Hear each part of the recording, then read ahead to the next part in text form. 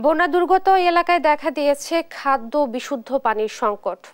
ভোলা এবং মৌলভীবাজার থেকে বন্যা পরিস্থিতির সবশেষ খবর জানাতে সরাসরি যুক্ত হচ্ছেন সহকর্মী ছোটন সাহা এবং সালে এলাহি কুটি। শুরুতেই যাচ্ছি সহকর্মী ছোটনের কাছে। ছোটন, পানিবন্দীরা পর্যাপ্ত ত্রাণ সহায়তা পাচ্ছেন কিনা, কি খবর রয়েছে জানাবেন।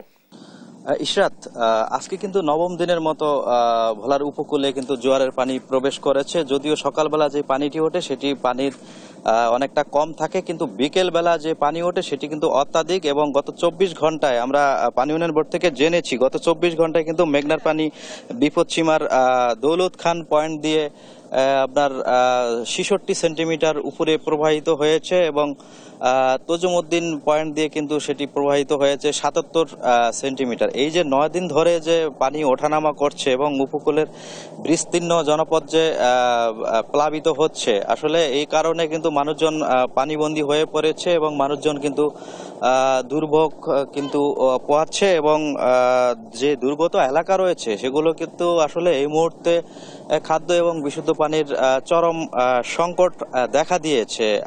আমরা জেলা প্রশাসনের সাথে কথা বলেছি। আপনি যেমনটি বলছিলেন যে আসলে জেলা প্রশাসক থেকে এখন পর্যন্ত আসলে এই যে ত্রাণ সহায়তার যে কার্যক্রম সেটি শুরু হয়নি, তবে জেলা প্রশাসন বলছিল যে আসলে তারা বিষয়টি মনিটরিং করছে এবং স্থায়ী যে বন্যা সৃষ্টি হলে সেক্ষেত্রে তারা ত্রাণ বিতরণ কার্যক্রম শুরু করবে। আমরা আজকে সকালেও ঘুরেছি উপকূলের বাঁধের বাইরে যে সমস্ত নিচু এলাকা রয়েছে যেখানে পানি উড়ে যে এলাকাগুলো প্লাবিত হয় সেখানে ঘুরেছি এবং মানুষজনের সাথে কথা বলেছি। তারা বলছিল যে পানি থাকার কারণে তাদের যে অসুবিধাটি হচ্ছে, তাদের যে অনেকটা তারা গৃহবন্দী অবস্থায় থাকতে হয় এবং বাড়ির আঙ্গিনায় বা ঘরের ভেতর পানি ঢুকলে তাদের রান্না বান্না কিন্তু বন্ধ হয়ে যায়।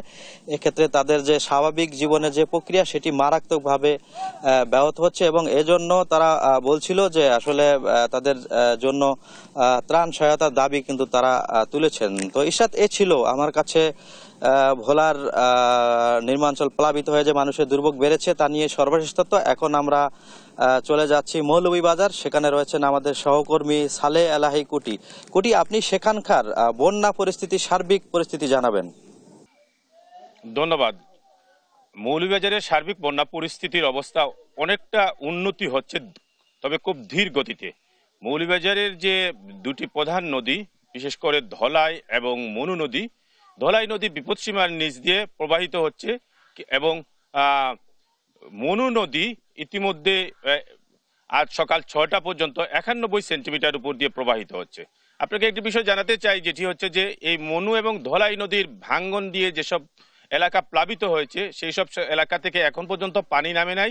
মানুষের ঘর দুয়ার এখন পর্যন্ত নিমজ্জিত হয়ে আছে এবং মানুষ আশ্রয় কেন্দ্র আছেন এবং উঁচু ঘর জায়গায় স্থান করে আছেন। আজকে যেটা আপনাকে জানাতে চাই, যেটা হচ্ছে যে মৌলভীবাজারে যে ত্রাণ সামগ্রীর ব্যাপারটা, সেটা এখন পর্যন্ত প্রায় 3 লক্ষাধিক মানুষ পানিবন্দী হয়ে আছে, কিন্তু মাত্র 516 মেট্রিক টন জিআর চাল এখন পর্যন্ত বিতরণ করা হয়েছে এবং জেলা প্রশাসন জানিয়েছেন যে আরো মজুদ আছে এবং নগদ 20,50,000 টাকা নগদ সেটা বিতরণ করা হয়েছে এবং আরো টাকা আছে। অর্থাৎ মৌলভীবাজারের সার্বিক যে বন্যা পরিস্থিতির যে ভয়াবহ দুর্যোগ সৃষ্টি হয়েছে সেটা এখন পর্যন্ত মানুষ কাটিয়ে ওঠার কোনো সম্ভাবনাই দেখতেছেন না, কারণ মৌলভীবাজার এই নিয়ে তৃতীয়বারের মতো বন্যা। এই বন্যায় যে মানুষের যে ক্ষয়ক্ষতি হয়েছে, এই আগের বন্যায় কি ফসলাদি নষ্ট হয়েছে এবং সেই সাথে পুকুরের মাছ, খাবারের মাছ চলে গেছে, এবারও সেই অবস্থা।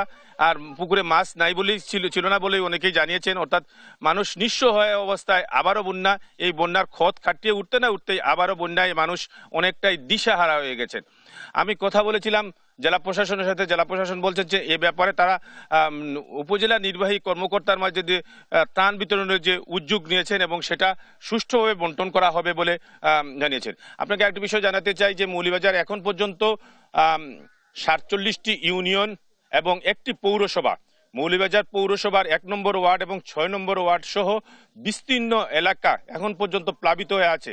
বিশেষ করে মৌলভীবাজারের যে শমশননগর রোড, যেটার সাথে চাতলা চেকপোস্ট যাওয়া পর্যন্ত, সেই রাস্তাটি এখন পর্যন্ত প্রায় কোমর পানি পর্যন্ত নিমজ্জিত হয়েছে। পানি উন্নয়ন বোর্ডের সাথে কথা বলেছিলাম। পানি উন্নয়ন বোর্ড জানিয়েছেন যে এই পানি আরো ধীর গতিতে কমার সম্ভাবনা আছে। যদি উজানে বৃষ্টি না হয় তাহলে পানি কমে যাবে। এই ছিল মৌলভীবাজারের সর্বশেষ বন্যার পরিস্থিতি। আপনাদের দুইজনকেই ধন্যবাদ। ভোলা এবং মৌলভীবাজার থেকে বন্যা পরিস্থিতির খবর জানাচ্ছিলেন সহকর্মী ছোটন শাহ এবং সালিয়াল্লাহি কুটি।